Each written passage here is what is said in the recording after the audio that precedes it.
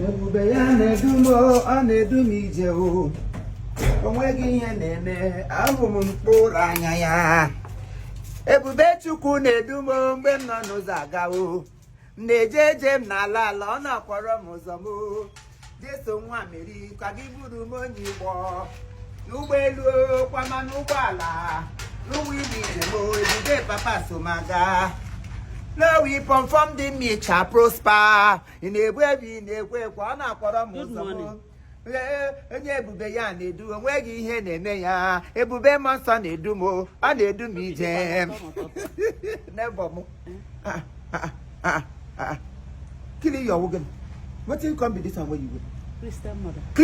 Christian mother. Chris didn't want the work. Men go something not reliable. A lot of things here with a pink. You are pandin there. Him and I'm doing here. Here, Jamana, you keep right. Give wrong, keep wrong like this. Give me Bukari Alamia. Obama. If I got what happened, come back there. Kungola mother will give you two. About them, the very other give back or give work and any hit you could able. What he does, any hit you could able. You got there now with the baby. Where are you out to? Actually, Parish. Egare Parish, Pawagishi, Parish Wogishi Nanya, Parish Wogishi. You know the hair name Nebidon and Kefa de Monson. Eh? Not there. Monson can let us look at God. Every monster will call your general father to all of us to we. On the Lepe, and as our Holy Ghost Adoration Ministry, Anambra, Nigeria. End of 90 days. Prayer bullet, ya wumbo. Mbo geme kwa bullet and mother to eat. Prayer bullet. 1 week is prayer bullet. 1 week camping crusade. Beginning with the cross overnight. On the Sunday, 30th of June to Monday, 8th of July. Again, 8th of July. As the morning, afternoon, night, all depends on each or ega.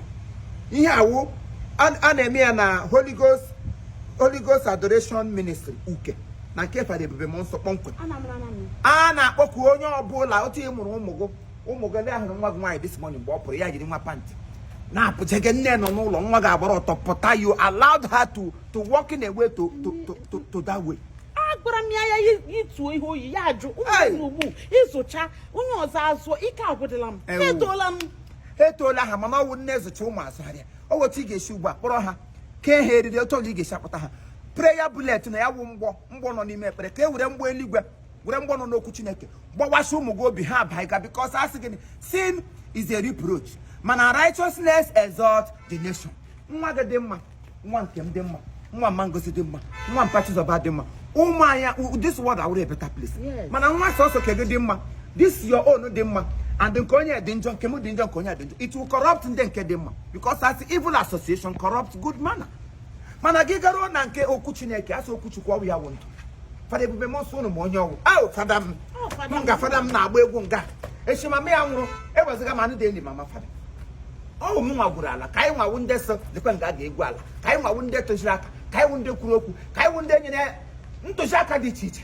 Ejiri wune mama father ya ga na kwa na lazy ahuru me 2 nights ago go you watch na agba anyị ga hallelujah ni igwe nwa yi gara lazy gaga mo ali onye na ga hota jigo na no di wa hota jigo maka jigo na n'ọkụ mmụọ jigo n'ọkụ mmụọ ka na ahụ otu gị champu ọ na-eti mkpu ele ihe choga n'ọkụ mmụọ agadi magbu anam ya memote kwado na kai ga wuke on the 30th ya will cross over with 7 days.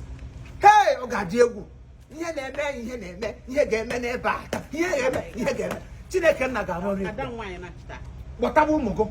Let them come and receive anointing that breaking the yoke. In fact, yoke gụnụ gakwa gato white ọzọ gba ihe iji ihe awụda akwa ndị maka ndị ọlụ diocese bịrago kegedukwa like. Did you hear to what I said? Father Ibrahim is our father. Onye ọbụla nọ n'ụwa kwesịrị inwe spiritual father. Onye na-agwa gị eziokwu. Some people may have said, church is a scam. Bible is a scam. Jesus Christ always scam. He's a scam, but from the day we were born, he has been directing our path till now that we are grown. Change your name, change. Good. Force someone into it. Onye no Chineke. Ma ye mebe nu ye me. Kari bunundi na no so no. Oh, we are with the thing. Okuchuku we are light. You must not serve God foolishly. Do your best. Do your best. I want everybody to get ready. From 30th, the prayer is already on. It was 90 days. And now, it's going to be end with a crossover. That is this Sunday, 30th of this Sunday. From that 30th camping till 8th of July. Morning, afternoon, and night.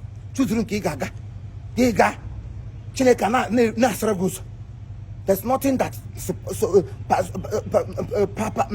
nothing that English about for them now. No, Eddie Chineke no Igbo. Thank you.